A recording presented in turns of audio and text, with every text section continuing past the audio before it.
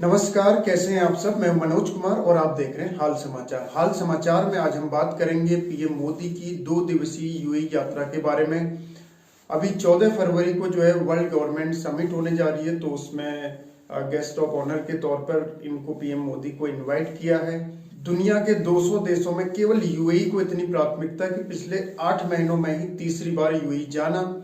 और पिछले अगर 8 सालों की बात करें तो प्रधानमंत्री मोदी की ये 7वीं यात्रा है। तो यूएई के साथ संबंधों का सफर कहां से शुरू हुआ और अब किस मुकाम तक पहुंच गया, इन सब के बारे में चर्चा करें। इससे पहले ये जान लेते हैं कि यूएई में जाने का एक और मकसद है कि वहां पर जो है जो यूएई का सेकेंड लार्जेस्ट टेम्पल बना हुआ है, स्वामी नारायण टेम्पल, उसका इनॉग्रेशन भी होना है एक इस्लामिक देश में जिसके नाम से ही आप समझ सकते हैं, यूनाइटेड अरब अमीरात। इसमें जो है न केवल हिंदू टेम्पल का बनना बल्कि वहाँ के जो प्रेसिडेंट हैं शेख मोहम्मद बिन जायद अल नाह्यान, इन्होंने जो वहाँ की 27 एकड़ लैंड में ये टेम्पल बना हुआ है उसमें अपनी तरफ से भी बहुत बड़ा डोनेशन दिया है। तो आइए यूएई के साथ रिश्तों के इस इतिहास को समझने की कोशिश करते हैं। दरअसल सबसे पहले यूएई के साथ 1972 में राजनयिक संबंध स्थापित होते हैं और उसके बाद जो है बीच बीच में कभी उतार चढ़ाव लगा रहता है इन रिश्तों में, लेकिन इतनी प्रगाढ़ता कभी नहीं आई, इतनी स्ट्रॉन्ग रिलेशनशिप जो है कभी नहीं बन पाई। 2015 में पहली बार जब पीएम मोदी के द्वारा जब यूएई की विजिट की जाती है तो उसके बाद से जो है रिश्ते धीरे धीरे काफी स्ट्रॉन्ग होने लगते हैं। इसके बाद 2017 में वहाँ के क्राउन प्रिंस को हमारे रिपब्लिक डे में जो है चीफ गेस्ट के तौर पर जब इनवाइट किया जाता है तो इसके बाद फिर कॉम्प्रिहेंसिव इकोनॉमिक पार्टनरशिप एग्रीमेंट को बल मिलता है। इसके बाद फिर हमारे उनके साथ इकोनॉमिक रिश्ते सुधरते जाते हैं और अभी 2022-23 का जो एक आंकड़ा है इसके हिसाब से हमारा उनके साथ 85 बिलियन डॉलर का ट्रेड हो चुका है और इसके साथ ही अगले 5 सालों में 100 बिलियन डॉलर तक पहुंचाने का एक टारगेट है। इसके साथ ही दुबई में जो COP28 क्लाइमेट समिट हुई थी उसमें भी भारत को बहुत ज्यादा इंपोर्टेंस दी गई और वहीं पर भारत और यूएई ने जो है ग्लोबल ग्रीन क्रेडिट इनिशिएटिव के लिए भी एक साथ काम करना शुरू किया।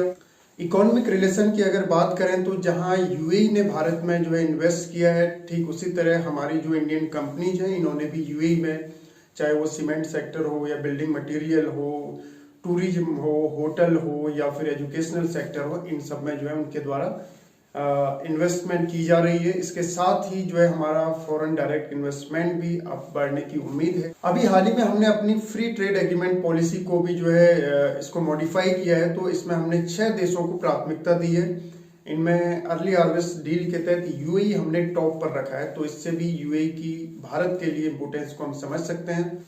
यूएई में तकरीबन 33 लाख से ज्यादा भारतीय प्रवासी रहते हैं। यही वजह है कि यूएई की भारत के साथ कल्चरल रिलेशनशिप भी काफी अच्छी है। वहां पर जो है अंतर्राष्ट्रीय पुस्तक मेला 2019 में भारत को गेस्ट के तौर पर बुलाया गया था। इसके साथ ही वहां के जो टीवी चैनल्स हैं उनमें हिंदी, तमिल, मलयालम में प्रोग्राम भी दिखाए जाते हैं। जो सिनेमा हॉल है, थिएटर्स हैं, वहां पर भी जो है इन हमारी भारतीय भाषाओं में जो है फिल्में प्रसारित की जाती हैं।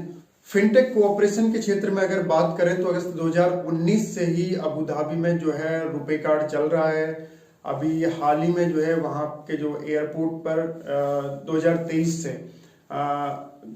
रुपीज एक्सेप्ट किए जा रहे हैं। इसके अलावा जो है उनके साथ रुपी दिरहम सेटलमेंट सिस्टम पे भी काम किया जा रहा है। जैसे हम वहाँ से जो क्रूड ऑयल इंपोर्ट करते हैं तो अभी तक क्या है कि हमें डॉलर में बहुत ज्यादा अपना बिल भुगतान करना पड़ता है। अभी हाल ही में इंडियन ऑयल कॉर्पोरेशन ने जो है Abu Dhabi national oil companies को रुपए में जो है अपना भुगतान किया है, तो ये एक बड़ी सफलता है। एनर्जी सेक्टर में अगर इन्वेस्टमेंट की बात करें तो अभी हाल ही में यूएई ने तकरीबन 300 मिलियन डॉलर का इन्वेस्टमेंट किया है। मंगलुरु में स्ट्रेटेजिक ऑयल रिजर्व पर काम किया जा रहा है। ये पहला गल्फ कंट्री है जिसने जो है हमारे देश में स्ट्रेटेजिक ऑयल रिजर्व के लिए काम किया है। भारत के साथ यूएई के करीबी रिश्तों के किस्सों पर अगर नजर डालें तो साल 2019 का वो वाकया याद आ जाता है जब आईओसी की मीटिंग चल रही थी और यूएई ने जो है भारत को इसमें इनवाइट किया था। खासतौर पर जो भारत की फॉर्मर एक्सटर्नल अफेयर मिनिस्टर थी स्वर्गीय श्रीमती सुषमा स्वराज जी, इनको जब इनवाइट किया था तो पाकिस्तान सरीके बहुत से इस्लामिक देशों ने जो है विरोध किया था। इसके बावजूद यूएई ने भारत के साथ अपने रिश्तों में कभी कोई कमी नहीं छोड़ी, बल्कि रिश्तों को मजबूत करने की दिशा में प्रयास किए, क्योंकि यूएई भी जानता है कि भारत और उसके अगर एक दूसरे के साथ रिश्ते मजबूत होते हैं तो इससे कहीं न कहीं दोनों देशों को फायदा ही मिलेगा। पिछले साल भारत में दिल्ली में हुई G20 समिट ने काफी सुर्खियां बटोरी। बहुत से विदेशी मेहमान यहां पर आए, मीडिया में चारों तरफ G20 की चर्चाएं थी। तो उसमें भी हम देख सकते हैं किस तरह से हमने यूएई को इम्पोर्टेंस दी। इससे यूएई और भारत के रिश्तों की नजदीकियों को समझा जा सकता है। तो ये तो भारत के साथ अच्छे रिश्तों की बातें हैं, लेकिन इसके साथ ही कुछ चुनौतियां भी हैं। चुनौतियां कौन सी? सबसे बड़ी चुनौती, हमने अक्सर वीडियोज इस तरह के वायरल होते हुए देखे हैं, जो यूएई में हमारे लेबर हैं, जो प्रवासी मजदूर हैं, उनके साथ किस तरह से भेदभाव किया जाता है, उनके पासपोर्ट जब्त कर लिए जाते हैं, उनका बहुत ही बुरा एकोमोडेशन होता है। इसके अलावा कई बार हमने बेल्ट से शेखों के पीटते हुए वीडियो भी देखे हैं। तो इस तरह से ये जो कफाला सिस्टम है ये भी एक चुनौती है। इसके साथ ही कई बार जब पाकिस्तान को वहां से कोई फाइनेंशियल असिस्टेंस दी जाती है तो वो भी चर्चाओं में रहती है न्यूज में इस तरह से, क्योंकि पाकिस्तान कहीं न कहीं आतंकवाद के लिए उस पैसे को अपना खर्च करता है, जिससे भारत को ही प्रत्यक्ष तौर पर नुकसान होता है। तो ये कुछ रिश्तों में खटास की वजह भी हैं।